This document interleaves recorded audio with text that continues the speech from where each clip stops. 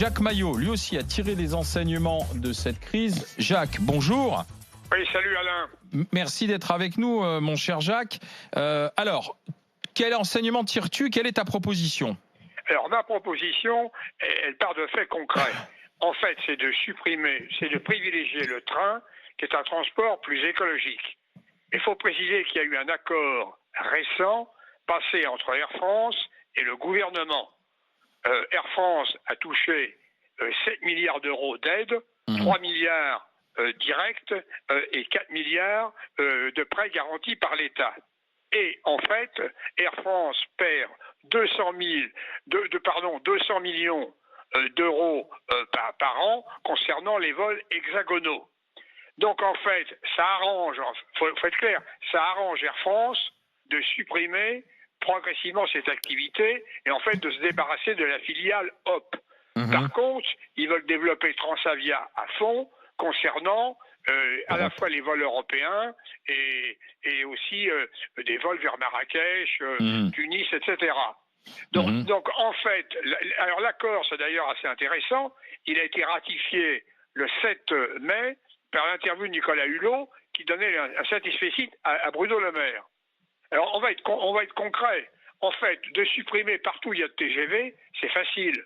Paris-Bordeaux, en plus, ça va permettre toutes les lignes TGV sont déficitaires à part Paris-Lyon et Paris-Lille. Donc ça va permettre, même si on met un siège sur deux, ça va améliorer la situation de la SNCF. Sauf si elle se met, peut-être qu'elle risque aussi d'augmenter les prix. Oui, alors c'est ça, Jacques. La concurrence, quand même, en général, fait baisser les prix. Le monopole de la SNCF, moi, m'inquiète. C'est-à-dire que dans ce cas-là, s'il n'y a plus de concurrence avec l'avion, le TGV Paris-Bordeaux, parce qu'il faut en plus rentabiliser la nouvelle ligne, risque de flamber, non ? Et Olivier, je suis tellement d'accord avec toi. D'ailleurs, en plus, c'est compliqué à faire.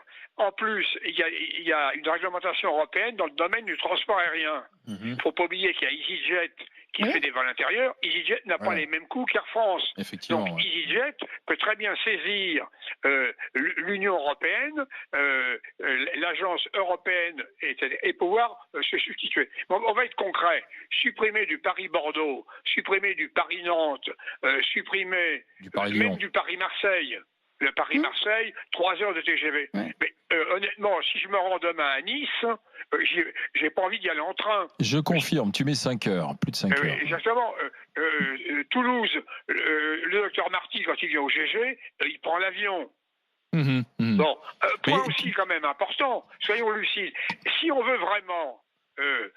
mais les écolos en parlent régulièrement, ils vont jamais au bout de ce projet. Il faut qu'une mobilisation vraiment des consommateurs, des clients, des citoyens, et là, il faut voir ce qu'en pensent nos éditeurs et nos téléspectateurs. Eh ben justement, Jacques, tu vas pouvoir en débattre avec Stéphane qui nous appelle du Maine-et-Loire. RMC, les grandes gueules. Appelez au 32-16. Bonjour Stéphane. Bonjour. Que pensez-vous de la proposition de Jacques alors ? Eh bien, en fait, tout simplement, pourquoi pas ? C'est une idée qui est pas bête, mais le problème principal pour moi, c'est le quid du prix, quoi. Le quid du prix, moi, par exemple personnel, je fais 2 allers-retours par mois en avion Nice-Nantes. Oui. Ça me coûte à peu près, on va dire, une grosse centaine d'euros. Ouais. Et voilà. Aujourd'hui, quand je fais en train, donc moi je suis à la limite du Var et du 06, donc Draguignan-Angers, parce que le but pour moi c'est d'arriver jusqu'à Angers. Ça me coûte à peu près à peu près 500 euros par mois. Et vous mettez combien de temps ? Et je mets 5h30, 6h. Oui. Alors après, le temps pour moi c'est pas forcément un problème puisque je suis agent commercial à mon compte, donc je peux travailler sur l'ordinateur, tout ça, c'est pas un problème. Mais l'argent, il s'invente pas. Si c'est pour le répercuter au client, ça sert à rien.